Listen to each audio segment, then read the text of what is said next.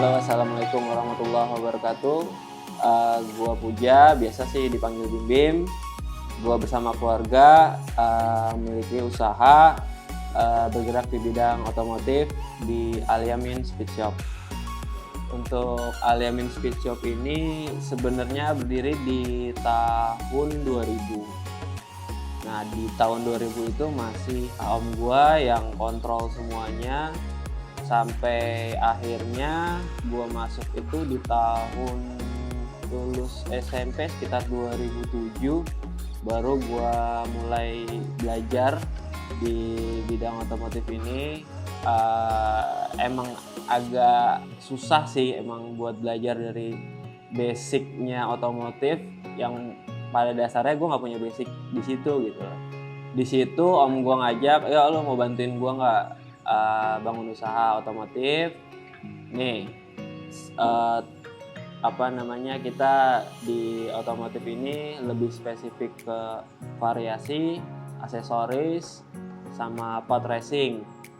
Lu mau belajar nggak? Akhirnya gue coba-coba, emang masih ya bisa dibilang karena emang masih benar-benar nggak ngerti sama sekali. Tadinya di tahun 2000 itu aksesoris yang kita mainin tuh benar-benar nggak fokus lah. Jadi ya entar kita main ban, entar kita main baut, entar kita main cover dan stiker segala macamnya. Tapi seiring berjalannya waktu kita masuk dan kenal brand-brand ternama di Indonesia. Salah satunya KTC Kitacho. Nah itu kita masuk situ baru kita dikenalkan dengan part racing.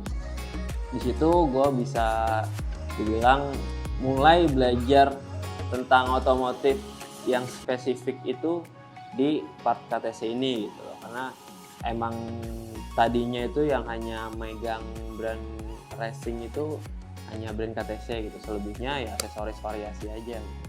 Lalu setelah berjalannya waktu belajar tentang gimana sih mengenal part engine motor kan beda ya, aksesoris, variasi, spare part standar dengan part engine itu asalnya part yang lebih spesifik gitu. Jadi mungkin semua bengkel tahu kampas rem, mungkin semua bengkel tahu kabel rem dan segala macam, tapi kalau bicara engine kan untuk daleman gitu, ibaratnya jeroan mesin gitu. Nah di situ emang agak susah. Jadi dulu gue belajarnya, gue tulis nih setiap jalan nama motornya tuh apa, terus dari Yamaha apa Honda itu gue tulisin, terus itu mesin di bedel gue tulis juga tuh namanya seher apa. Di situ gue juga belajar namanya klep tuh apa. Di situ semuanya benar-benar gue benar-benar ya, orang-orang yang nggak ngerti sama sekali tentang engine itu setidaknya gue harus tahu basic gitu. Karena dari basic ini akan kita kembangin ke racing. Nah racing ini ukurannya berbeda dengan standar gitu. Oke, untuk brand sebenarnya masih ada brand lain. Kita tadinya ada kita jalanin KTC yang sekarang masih kita jalanin, ada Triple S, SSS, ada QTT, brand kita sendiri, ada juga Takasago Excel itu khusus velg, ada juga beberapa brand impor dari Malaysia yang emang salah satu cuman kita distributor tunggalnya di Indonesia, brandnya namanya IKK. Ada beberapa brand yang dulu kita mainin, gue nggak bisa sebutin, yang sekarang kita tinggalin itu karena emang dulu banyak kita mainin brand-brand racing, tapi sampai akhirnya kita putuskan untuk hanya beberapa brand aja. Karena semakin banyak brand mungkin kita agak semakin bingung ya, karena brand KTC sama brand A ini sebenarnya produknya sama-sama punya kombusi atau sama-sama punya karburator, tapi kenapa gua harus mainin brand A sedangkan di KTC ini udah ada produknya. Jadi akhirnya om gua dan gua putusin fix udah kita hanya main brand lokal itu hanya 3, KTC, Triple S, Takasago, dan brand pribadi yaitu QTT. Akhirnya dan sampai akhirnya kita punya prestasi di tahun sekitar 2000 piala ya. Kalau kita bicara piala di 2008-2009 itu di drag race masih Kemayoran, terus Sentul. Adalah juara 1, 2, 3 itu antara itu terus, dan karena kan ada klasifikasi CC gitu. Ini khusus CC 150, ini CC 200, ini CC FFA itu free fall all itu untuk CC bebas gitu. Nah, kita masuk ke semuanya. Yang paling menonjol di kita itu di kelas CC 200 cc ini. Sampai akhirnya kita beraniin karena udah pede nih sama motor, kita masuk ke lebih luas lagi, ke keluar kota, ke daerah Jawa. Kita ikut balap di situ. Pertama kalinya pecah telur Matic Mio bisa ngelawan FFA, dan Matic Mio kita tuh waktu itu masih 200 cc. Itu pertama kalinya pecah telur Matic bisa ngelawan motor sport dan motor 2 tak, bisa juara 1 gitu di Jawa waktu itu, kalau nggak salah di Surabaya. Di situ baru geger tuh, wah itu pertama kalinya Mio baru turun tuh. Itu gua lupa deh tahun berapa. Makanya orang baru ngelihat, wah Matic bisa ngelawain motor sport nih, baru itu orang baru bikin Matic. Di situ pecah telurnya karena gua gitu. Itu juara 1. Bener-bener kelas 200 cc gua ikutin kelas FFA. Itu pecah telurnya di situ. Kalau produk QTT awalnya itu kan karena kita riset nih, kita punya motor, gimana caranya bisa dipakai di balap, tujuannya itu. Akhirnya kita banyak join lah sama mekanik-mekanik Jawa, mekanik-mekanik Sumatera. Kita banyak kenalan, kita banyak ngobrol, gimana mas, kita mau pengen punya produk nih, kira-kira bisa masukkan nggak untuk rasio, untuk kerkas, untuk pistonnya dan segala macam, untuk jeroan. Oh nih, dapat masukan nih dari mekanik segini ukurannya.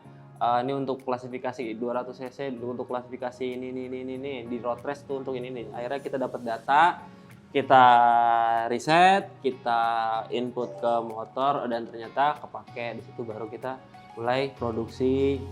Yang pertama kali booming itu masih di variasi stang. Sebenarnya bukan variasi juga, tapi karena emang ada fungsinya stang. Jadi stang drag itu, kalau tahu motor drag itu ada stang, ada berapa derajatnya, ya gitu.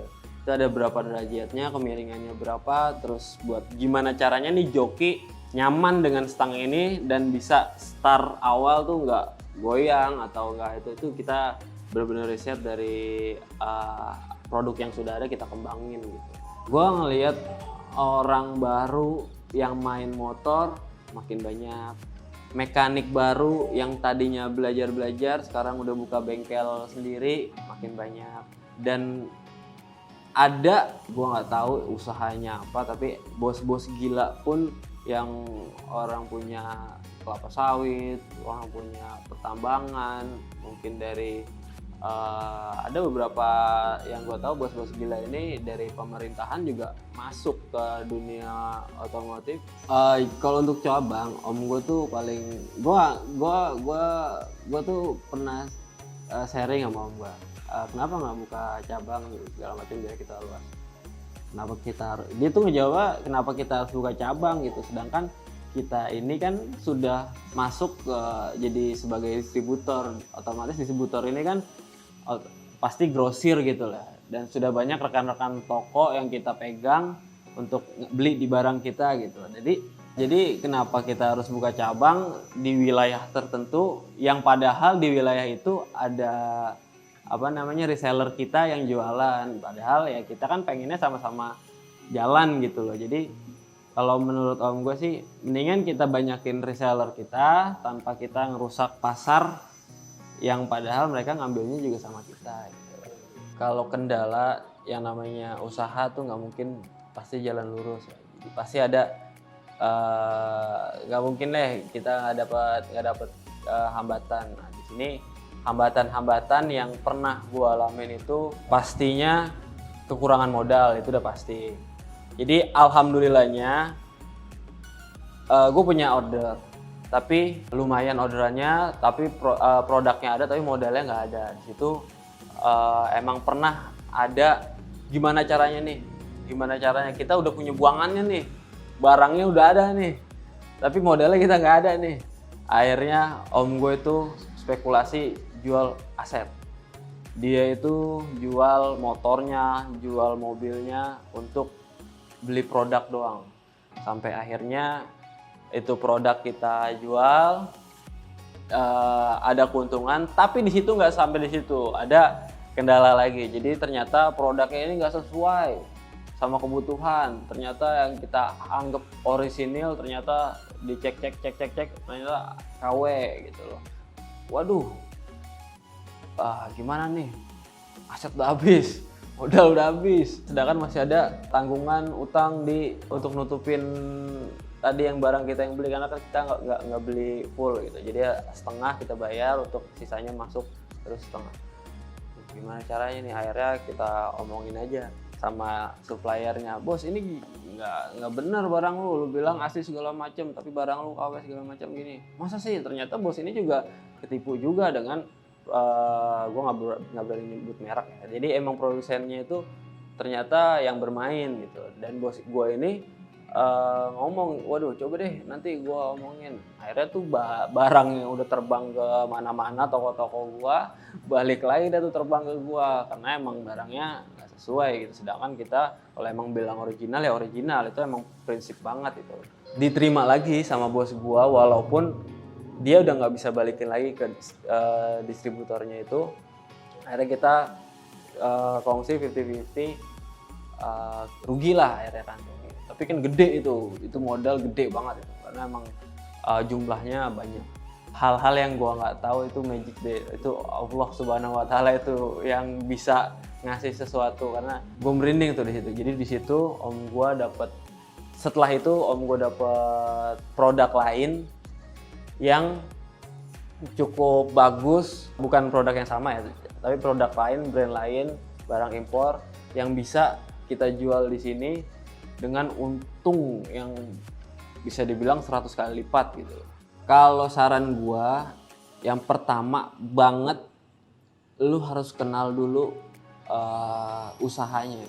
Ya, karena kita di bidang otomotif, jadi ya lu harus kenal dulu usahanya. Sama kayak awal dulu gue belajar. Jadi gue belajar nggak langsung berani ngejual ke orang nih harganya sekian nih barangnya ini, nggak berani. Itu ya gue cuman ngeliatin, terus gue di bengkel bongkar pasang segala macam, terus ngeliatin orang jualan, nggak. Jadi gue harus tahu dulu nih, ini produk bisa nggak dipakai di motor ini gitu. Jadi walaupun emang khusus buat motor ini, tapi untuk kebutuhannya cocok apa enggak. Jadi kalau untuk tips buat orang-orang yang mau masuk ke dunia otomotif, khususnya engine part atau aksesoris, jadi lu harus kenal dulu deh. Karena buat gue pribadi yang emang dari awalnya belajar tanpa tahu apa-apa tentang produk tuh emang agak berat. Tapi kalau lu niat, gue yakin pasti jalan. Itu tips pertama. Jadi harus tahu dulu, kenalin produknya. Baru masuk keduanya, lu mau spesifik part apa yang mau lu jual. Karena terlalu banyak item di motor yang bisa kita mainin gitu, dari aksesoris sendiri, dari part standar itu sendiri, dari part engine sendiri. Itu dari engine sendiri itu ada bagian-bagiannya lagi, mau engine mesin, mau termasuk pensi dan akselerasi dan segala macam, itu ada cabang-cabangnya. Tapi makanya kalau mau masuk, lu kenalin produknya dan lu harus tahu mau masuk di bidang apa gitu, supaya customer yang datang ke tempat lu tahu, oh ini tuh part variasi, oh gue bakalan modif motor gue secakap mungkin di toko ini gitu loh. Karena itu jadi brand image toko lu gitu loh, spesifik. Dan orang yang datang ke sini pasti tahu dia butuh part engine, karena emang dari awal kita ngebangun ini kita spesialis engine gitu. Jadi nggak mungkin orang datang ke sini nyari kampas rem, itu nggak mungkin. nggak datang ke sini nyari footstep dan segala macamnya, itu aksesoris yang udah kita tinggalin zaman dulu gitu. Makanya harus tahu dulu mau kemana nih arahnya. Dan tips yang terakhir, karena emang udah dunianya online, wajib masuk ke digital. Jadi kalau lu nggak punya modal ya lu cukup jualan di marketplace, jualan gambar. Yang penting lu tahu relasi mau ngambil barangnya di mana. Yang penting lu deketin tuh toko, gimana caranya bisa tahu update produk segala macamnya. Itu kan enak deh marketplace. Lu bisa jualan di situ tanpa modal gitu loh. Tempat yang emang strategis dan tahu nih fokusnya mau di mana. Misalkan lu mau part standar ya lu jualan originalan Yamaha, Honda, Suzuki yang part-part orisinil. Tapi kalau lu mau masuk ke variasi ya lu cari brand-brand yang main barang variasi ya, kayak hand grip, kayak shock, kayak stabilizer stang atau dan segala macam yang untuk nyakepin motor lu. Tapi kalau lu mau masuk ke engine part nih spesifik kayak gua gitu loh, ya lu masuk cari brand-brand yang main engine part nih, salah satunya KTT ini gitu loh. Bicara mudah ya nggak mudah, tapi ya bicara sulit ya kalau dijalanin ya sebenarnya sulit juga.